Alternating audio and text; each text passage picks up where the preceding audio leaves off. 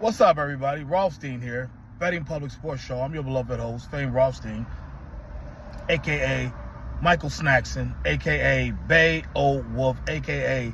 Malcolm Excellence, a.k.a. Hacksaw Jim Thuggin, a.k.a. Yves St. Croissant. Today is Thursday, July 24th, 2025. Please like and subscribe to the channel.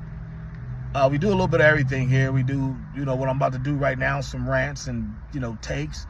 We do interviews of, we've interviewed, police and judges. We've interviewed talk show hosts. We do a variety of interviews, baseball people. We do some production work, so, it's kind of an all service channel here, but nonetheless, just heard on the wire, not on the wire, just heard on the the internet that I guess that would be the wire today, but just heard on the internet that Hulk Hogan has passed. Hulk Hogan, for me, he's the greatest. I'm just gonna cut through the bullshit. Just gonna cut to the quick. To me, he's the greatest wrestler of all time.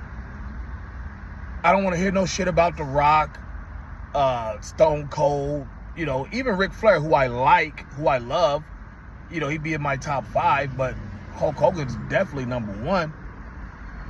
But now being honest with you,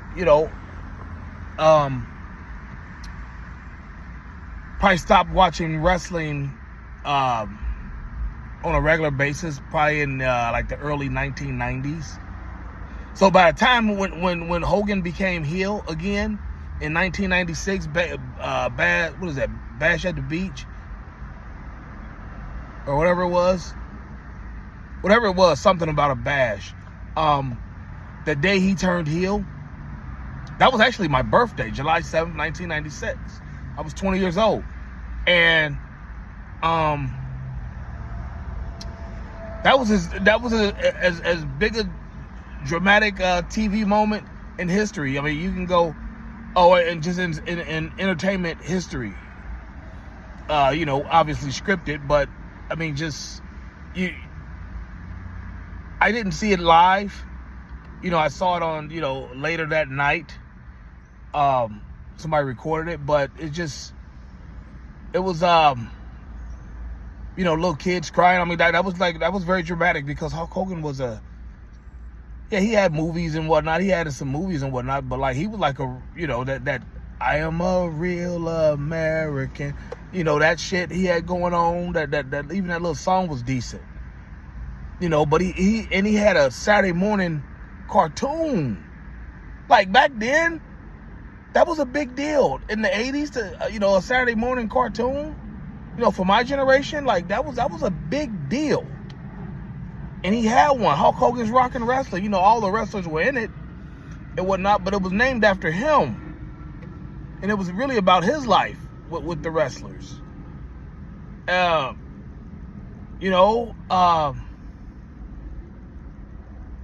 so he, and then, like I said, so he goes heel again. I mean, trust me, if the internet was out back then, that would be just as big a deal as the Sopranos going to black, when I guess Tony Soprano was supposed to have been shot.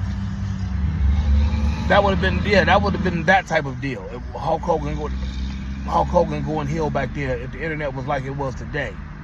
Trust me. So the younger superstars come in. You hear all this stuff about Hogan. In the locker room, he was a dick. He was an asshole. You hear he was racist. And, and as a black man, when they say he was a racist because, that video recording of him, basically, what was he saying? Telling his daughter, or not telling his daughter, saying about who his daughter was dating, what do you say? Just don't be dating any type of nigger. Dating, one of these 6'8" basketball playing niggas or something like that. That was supposed to, I didn't really look at that as racist. I really didn't. I took that as just more of a dude just saying, you know, who he wants his daughter to date, and basically was saying, because I think that at the time his daughter was dating like a 5'3" producer, and he was basically saying like, look, don't be out here just dating any old type of nigga. Date one that's gonna be, you know, give you something to protect you, give you some athletic kids or something. And yeah, so. And then he dies today, and it's just like I actually do kind of feel some type of way about it. Like, you know, my childhood is slowly dying.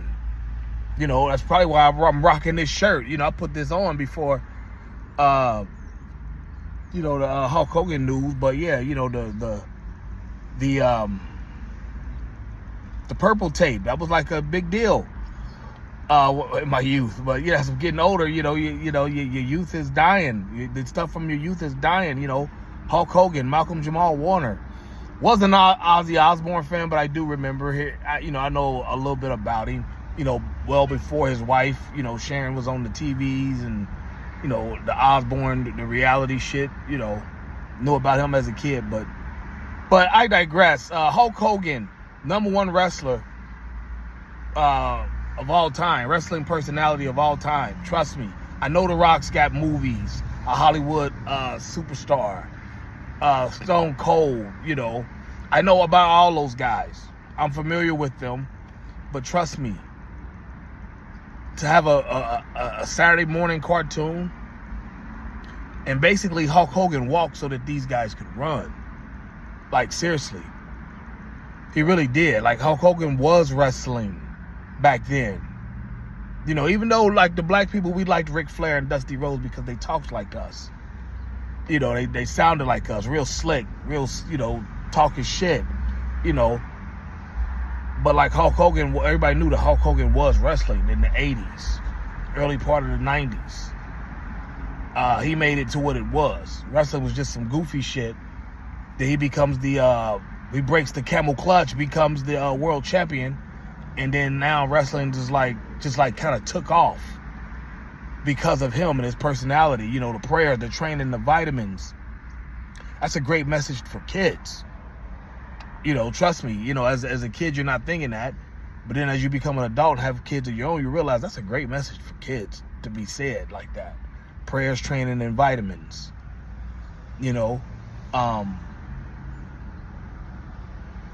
you know, The Rock don't got a message like that for kids. No disrespect to him. You know, I fuck with The Rock. I even like his movies. Stone Cold definitely don't got a message like that for kids. He's up here he's known for the middle finger. No, you know, in his wrestling persona. So, I'm cool on that. But yeah, R.I.P. to Hulk Hogan. You know, condolences to his family. And, condolences to his family, and I'll down that hill. You tell me in the comments what you think. Who's the #1 wrestler of all time? Am I wrong for even thinking that Hulk Hogan, like, I didn't really consider that to be racist? What he said at that time. Now, what else he might have done, I don't know, you know. But at that particular moment, like, no, I ain't taking that as being racist. You know, he basically said, like, I don't want my daughter dating these type of dudes. Not just black dudes. I mean, you know, and besides, as a father, you do the same damn thing, so stop. Joe Jackson did the same thing to Janet. That's why she stopped dating Bobby Brown. Don't be cruel. But I digress. Like, subscribe to the channel, leave comments, share the video, and also check my other video about that I made today about Cam Newton and Ryan Clark and these athletes and podcast beefs. All right? Holla at me.